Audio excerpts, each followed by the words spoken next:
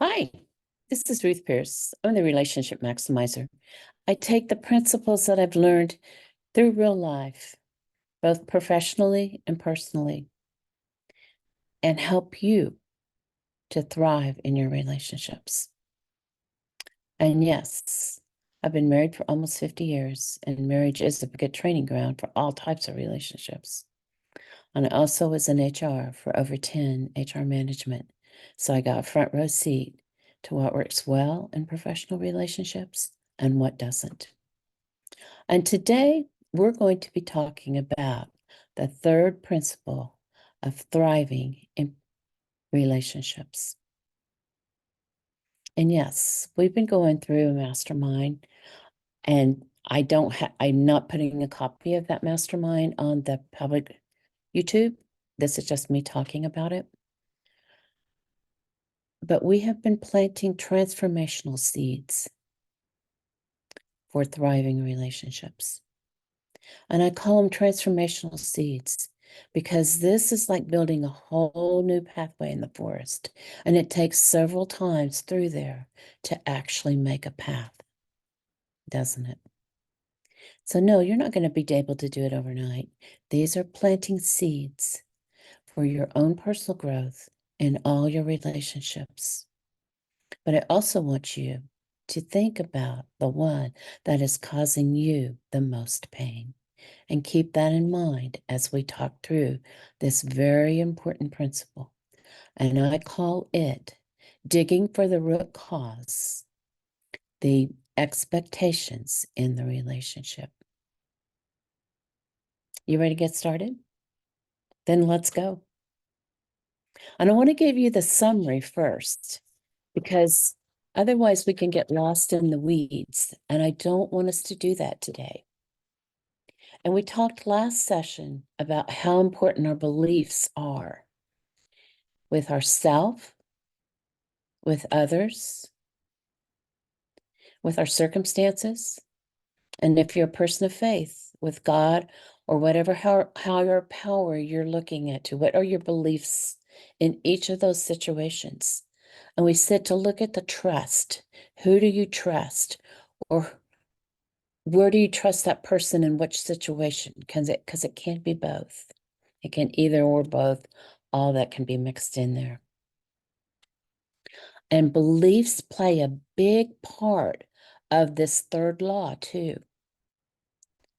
Because our beliefs, in fact, I call this number one and what we're talking about today. Our beliefs in any type of relationship create expectations at the root level. Let me say that again, because that's very important. Our beliefs in any type of relationship create expectations at a root level. And then number two, when the expectations are met, you're going to see positive symptoms. When expectations are not met, you will see negative symptoms. And then number three, which we're just going to touch briefly on at this moment. When expectations are not met, we have several options. And there's no right answer for every situation. But it can be that we will lower our expectations in order to still have that relationship. Or we may set boundaries on that relationship, and so many more. We'll be talking about that a little bit more today, but a lot more in the next two sessions. Now we're going to back up and start at the beginning and talk about the difference between symptoms and root issues. And I like to start with a cough because we all are aware of we get a cough. And the cough doesn't sound any different whether it's a cold or it's allergies, COVID, or lung cancer. But there's different root causes to that cough. The cough is just the symptom. Now, it alerts you, and it alerts those around you. It alerts your doctor that something's not right for you to be coughing. And so it's the warning lights on the dashboard, so to speak, that we need to look for something deeper. You tracking with me? Now, depending on what the root cause is, we can just blow it off. We may take medicine. We may rest for a couple days. We might have to do a lot more if it's something serious. But you want to know what that root cause eventually is, because you want to know what you need to do to fix it. Now, the same is true in relationships. And you're going to have, in relationships, you're going to have positive symptoms and you're going to have negative symptoms. And then you're going to want to follow either one of those back to the root issue. Even your positive ones, because we want to know what's going right. We want to make sure we keep that going well, don't we? Let's go to the professional world first. If you have a root level of trust between a supervisor and an employee, what are some of the symptoms that you would see? The supervisor would not micromanage, would they? They would know that employee would get the work done that they needed to get done in a timely manner, and they didn't have to worry about deadlines. They would expect that employee to speak up if they needed help, either to get the work done or to get it done in time for that deadline. That level of trust, the root thing that's there, and we don't want to call it an issue because issue almost sounds like a negative, but at the root level, there's trust. And so the positive symptom is a good working environment, both ways. Now, a personal relationship, let's take a friendship. If there's trust between friends, then there's positive symptoms. They know they're there for each other, but they also don't take advantage of each other. They know what the boundaries are as far as the time commitment each one can give and the resources they can give. But they also know at a deep level, if they really need that friend, they're going to be there. But they won't take advantage of it. Unfair advantage, I should say. Romantic ones are the same too. If there's good relationship, then you are going to have trust that comes forth in the body language, in the words that come out. Those are all symptoms. Now let's take that to a negative. You're going to hear criticism. You're going to hear attacking the person. You're going to hear deflecting, not accepting blame. All kinds of things could be there, couldn't they? In all types of relationships. If there's not trust between a supervisor and the employee, you're going to see micromanaging, which none of us like. You're going to see unfair blame.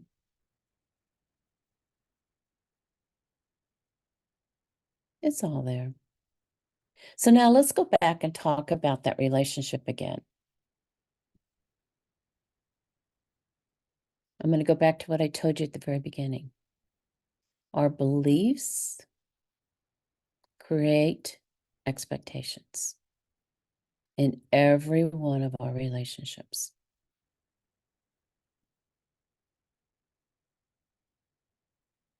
It'll either be at a conscious level or a subconscious level.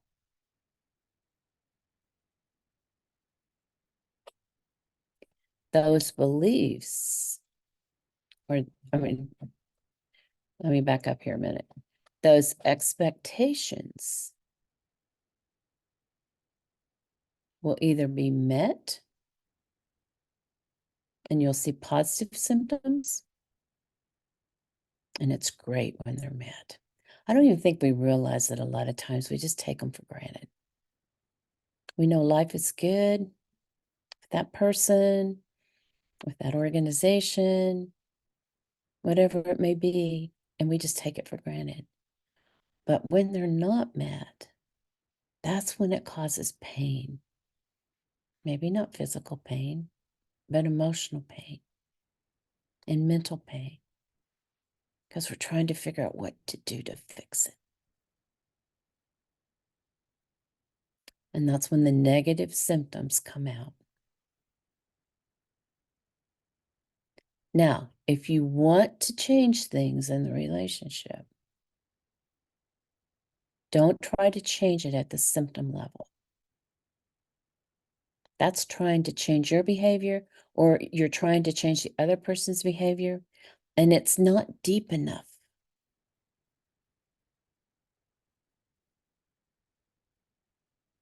Yes, those symptoms are important because they are the breadcrumbs that tell you something's wrong and point the direction. They are the warning lights on the dashboard. So don't throw them away. Don't ignore them, just like you can ignore a warning light on your dashboard, or you're going to pay for it. You're going to pay for it in a relationship too. But don't try to change things at the symptom level. Say, what is that symptom leading me to, and what is the real issue? What, and this takes it to another level, but what expectation, either on my part or your part, is not being met?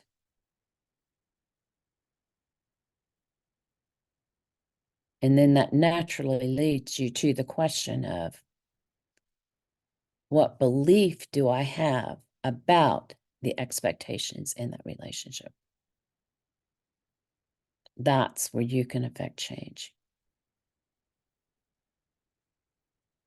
Now, sometimes we settle and lower our expectations of that person or that relationship. And sometimes we need to do that. Sometimes we'll set boundaries on the exposure to that person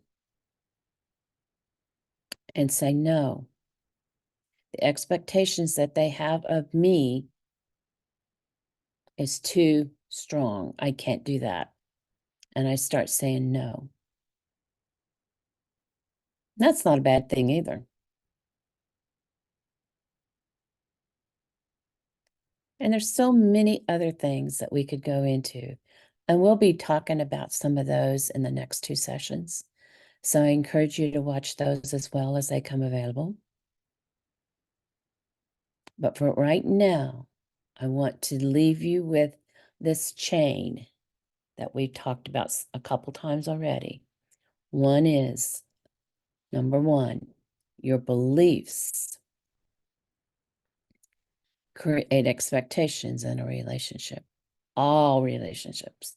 No relationship is without it. We have expectations of everyone. In the corporate world or in the employment world, the employee has expectations of the company, and also the company has expectations of that employee. So it's organizations, it's people, it's everything. So you have your belief of what that relationship should give you creates expectations. And then number two, the expectations are either going to be met or they're not going to be met. And if the expectations are met, there will be positive symptoms. If the expectations are not met, there will be negative symptoms. And then there's different options that go from there. And no right answer for anyone, but there's lots of variables that you need to think about. But with that, we're going to stop for today.